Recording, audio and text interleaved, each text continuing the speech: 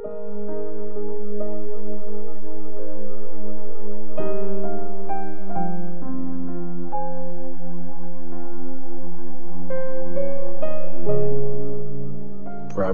chapter 25. Mga iba pang kasabihan ni Solomon. Ito pa ang mga kasabihan ni Solomon na kinopya ng mga tauhan ni Hezekiah na hari ng Juda. Pinupuri natin ang Diyos sa mga bagay na nililihim niya. Pinupuri natin ang mga hari kasi ini-explain nila ang mga bagay-bagay.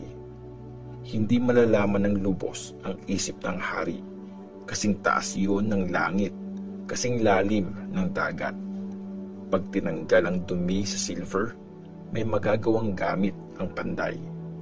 Tanggalin ang masama sa mga advisor ng hari at makikilalang matuwid ang pamumuno niya. Huwag kang magpa-impress sa harap ng hari. Huwag kang pumwesto sa lugar na para sa mga VIP.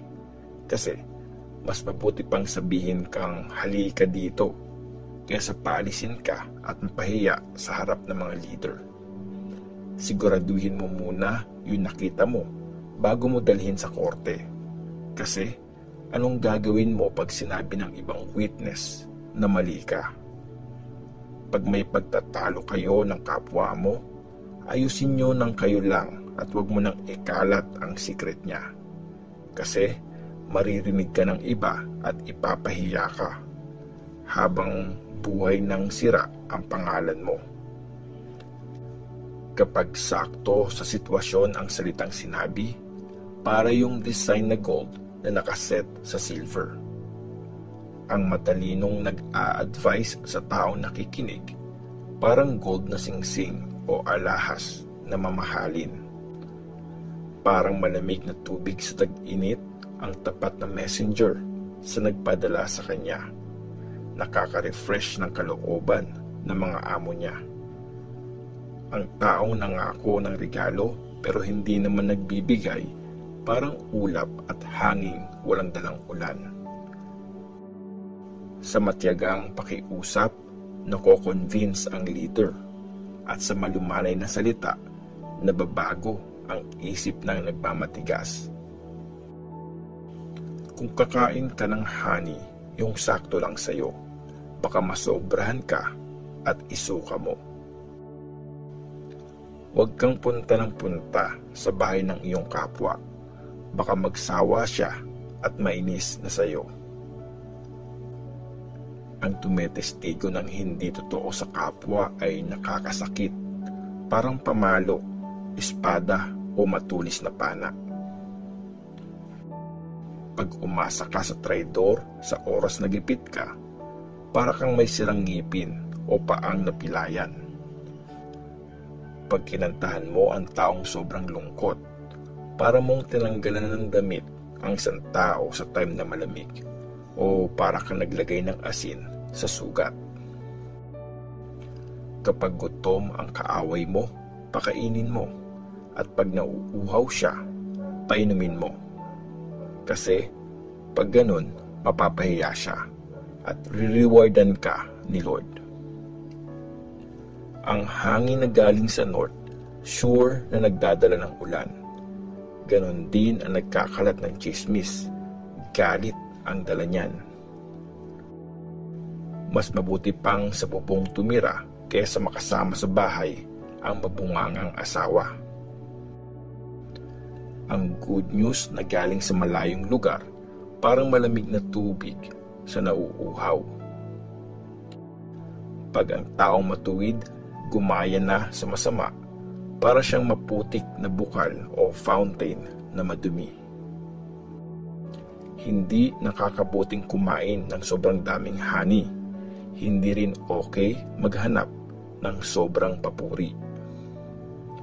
Ang taong walang kontrol sa sarili ay parang city na walang pader, madaling sakupin. Proverbs chapter 26. Huwag maging bobo. Hindi bagay sa bobo ang pinupuri.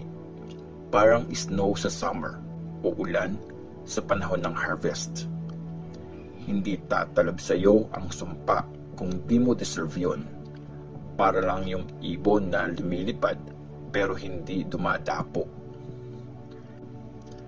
Latigo ang sa kabayo, lubid sa donkey, pamalo naman para sa mga bobo.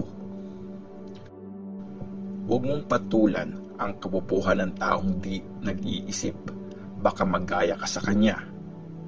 Pag nagtanong ang taong di nag-iisip, sagutin mo ng kabobohan para hindi niya isiping matalino siya.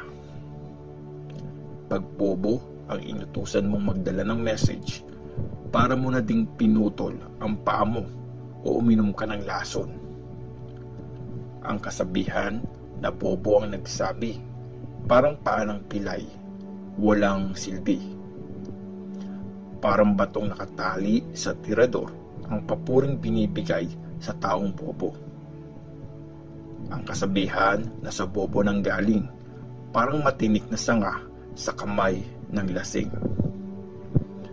Ang boss na tumatanggap ng kahit sinong bobo ay parang taong may pana na nakakasakit sa lahat. Ang bobong umuulit sa mali niya, parang asong kinakain ulit yung sinuka niya. Mas may pag-asa pa ang bobo kaysa sa taong feeling matalino. Laging dahilan ng tamad, may layon sa daan, may layon sa kalsada. Kung paanong bukas sara ang pinto, ganun din ang tamad, pabali-baligtad lang sa kanyang kama.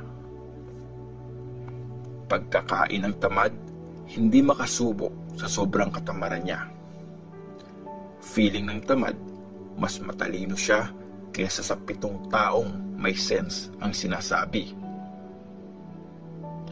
Ang nakikisali sa gulo ng iba, parang taong humihila sa tenga ng asong gala. Parang baliw na tumitira ng umaapoy na pana yung taong nanloloko sa kapwa, tapos sasabihing joke lang. Pag walang kahoy na panggatong, namamatay ang apoy, at kung walang chismis, wala ding gulo. Ang uling at kahoy nagpapalakas ng apoy. Ang palaaway na tao nagpapalaki ng gulo. Sobrang sarap ng chismis. Lahat ng tao gusto yung kainin. Parang pampakintab sa chip na banga ang magandang salita na galing sa pusong masama. Ang taong plastic, maganda ang sinasabi, pero sa puso niya may tinatagong galit. Masarap siyang pakinggan, pero huwag kang maniwala kasi puro kasamaan lang ang nasa puso niya. Kahit manloko pa siya para itago ang galit niya, malalaman din ng lahat na masama siya. Yung humukay ng trap, siya rin ang mahuhulog doon. At yung nagpagulong ng bato, siya din ang magugulungan nun. Galit ka sa taong sinaktan mo nung nagsinungaling ka, at ang pambobola nakakasira ng buhay ng iba. Proverbs 27. Huwag ipagyabang ang bukas.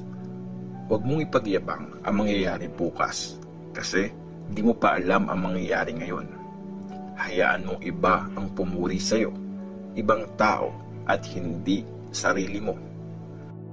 Mabigat ang bato, ganun din ang buhangin, pero mas mabigat pa dyan ang gulo na dala ng bobo. Ang taong galit ay sobrang delikado, pero mas masahol pa ang taong nagseselos. Mas mabuti pang mag-correct ng harapan kaysa magmahal ng di pinaparamdam. Mabuti ang pagsaway ng isang kaibigan, pero mag-ingat ka sa mga halik ng kaaway. Pag busog ang tao, tatanggihan niya kahit masarap na hani, pero pag gutom, kahit mapait, tumatamis. Ang taong malayo sa bahay niya, parang ibon na malayo sa pugad nito. Ang mabagong oil at insenso nakakaganda ng pakiramdam, pero ang problema, nakakagulo ng isipan. Huwag mong pabayaan ang kaibigan mo, pati kaibigan ng magulang mo. Pag nagkaproblema ka, huwag ka nang tumakbo sa kamag-anak mo. Mas mabuti pa ang kapitbahay na malapit kesa sa kamag-anak na nasa malayo. Anak ko, maging matalino ka at matutuwa ako para may masagot ako sa nang iinsulto sa akin. Pag nakita ng matalino na delikado ang sitwasyon, iiwasan niya yun. Pero tuloy-tuloy lang ang bobo at nagsasuffer siya dahil dito. Dapat lang nakunin ang damit ng taong umako sa utang ng iba. Tama lang na pagbayarin siya, inako niya kasi yung utang nang di niya kilala. Pag binati mo ng malakas sa umaga ang kaibigan mo, para mo na rin siyang sinumpa. Parang patak ng ulan na di tumitila ang asawang dada ng dada. Hindi siya mapatigil, parang hangin na di mo mapigil, parang oil na hindi mo madakot. Bakal ang nagpapatalim sa bakal, tao din ang nagpapatalas sa isip ng kapwa niya. Alagaan mo ang isang puno, makakakain ka ng bunga nito, at kung may malasakit ka sa boss mo, tatanggap ka ng parangal. Pag tumingin ang isang tao sa tubig, nare-reflect ang mukha niya, at kung paano siya mag-isip, malalaman mo kung sino siya. Hindi maubos-ubos ang gusto ng tao, parang mundo ng mga patay, hindi nakokontento. Tinites sa apoy ang gold at silver. Natatas naman ang tao sa papuring nakukuha niya. Kahit dikdikin mo ang bobo gaya ng ginagawa sa butil, di pa din maaalis ang pagiging bobo niya. Alagaan mo ng mabuti ang mga tupa mo at bantayan mo ang iyong mga kambing, kasi ang yaman di yan laging nandyan, at ang kapangyarihan di mo alam kung magtatagal. Pag wala na ang damo at may bago nang tumubo, pag naani at naimbak na ang mga tanim sa bundok, mga tupa naman ang magbibigay ng damit sa iyo, at yung pinagbentahan mo ng kambing, mapambibili mo ng lupa. Yung gatas ng kambing na makukuha mo, sapat para sa iyo, sa pamilya mo, pati sa mga katulong mo.